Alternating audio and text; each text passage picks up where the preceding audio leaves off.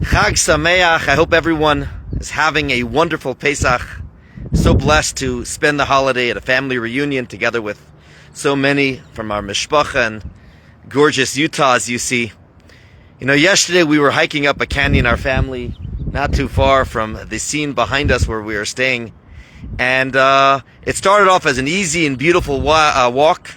As we kept on going higher and higher, though, the ice became slippery, a little dangerous, and we really were considering stopping where we were going. And at a certain point, when we were about to give up, there was another hiker on their way down. And they looked at us and they said, keep on going. This rough stretch only continues a little bit more. In about 5, maybe 10 minutes max, you're going to come to the peak. A beautiful waterfall. You can do it. You can do it. And of course, that encouragement and knowing what the goal was and that it was within reach gave us that conviction to continue going. And it was a beautiful, beautiful hike. So happy we made it till the end. And it gave me a little bit of a perspective as we go into these last days of Passover. At the beginning of the holiday, we celebrate our departure from Egypt. The last days are less about where we are coming from and more where we were going to. On the 7th day, that's when the showdown at the Sea of Reeds took place. The Jews left 3 days, the Egyptians pursued them for 3 days, and on day 7, that is when the showdown happened. And we know the story. The Egyptians were behind them, the sea was in front of them, and the Jews did not know what to do, and many panicked. And some felt time to go back to Egypt.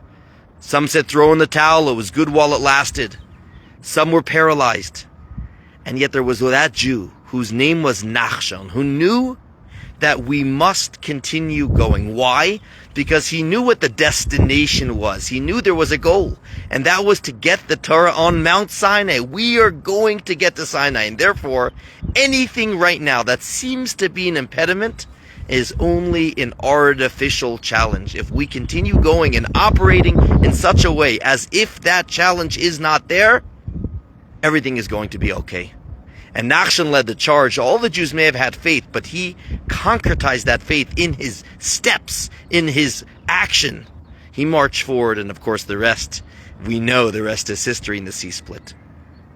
He knew the destination, and he knew that nothing was going to stop them because that was where they were meant to be. And finally, on the last day of Pesach, the 8th day, we think long ahead. We think of our ultimate destination. As Jewish people, we've been on a journey for thousands of years. Ever since the Torah was given on Sinai, we knew that our job is to make the world a holy and good place through Torah and through mitzvot, and get to a place where we have a redeemed world, a world of goodness and godliness. And that happens by following our manual, the Torah, and spreading these values to the rest of the world. But unfortunately, as time got difficult, persecution, assimilation, modernity, and having challenges to understand the relevancy of Torah to modern life, it's so easy for people to throw in the towel and say it was good while it lasted. We had a journey of a couple thousand years, but now it's time to give it up. Or maybe water down Judaism, filter it down, but switch to a lot of the other societal values around us. And yet we know that no, we have a destination in mind, and that is the coming of Mashiach. And every mitzvah that we are doing is bringing us that much closer. And throughout Jewish history, we had that faith that the best is yet to come. And we are on this journey. On the last day of Passover, we also remember our loved ones who all walked on this journey. Through good times and bad, they knew that the show must continue, that they must pass the torch to that next link in our glorious chain going back to our departure from Egypt. And so on this last day of Pesach, I want all of us to think about our own story and our own journey and how we are the next chapter in this book. And that the destination, like that hiker told us, the goal is very close ahead. Now is not the time to throw in the towel. Now is the time to know that there is no contradiction whatsoever between authentic Judaism and observance and modern life. That the world needs the Jewish voice more than ever. The world needs our Shabbat and our ethical laws and our Torah study and our love. That today is the time to be proud Jews, knowing just how close that destination is.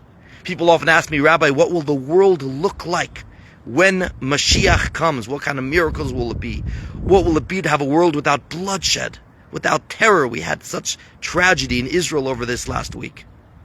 Without confusion, without moral decay. And while that's an interesting subject to discuss, I sometimes like turning the subject to something else. What will I look like when Mashiach comes? What is the upgraded version of me, that version 2.0? How would I look if I didn't have the same insecurities that I do today? The same pettiness, the same fears.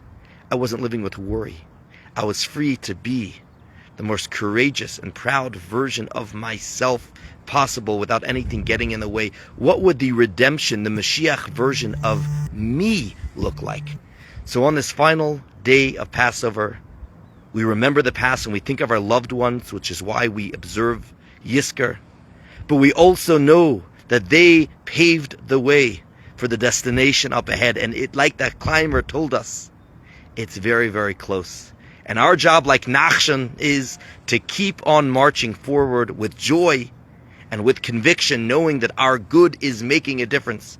And ultimately, we will please God all merit to see a world redeemed. Chag Sameach. Looking forward to seeing you when we return back to Kerry this Shabbos.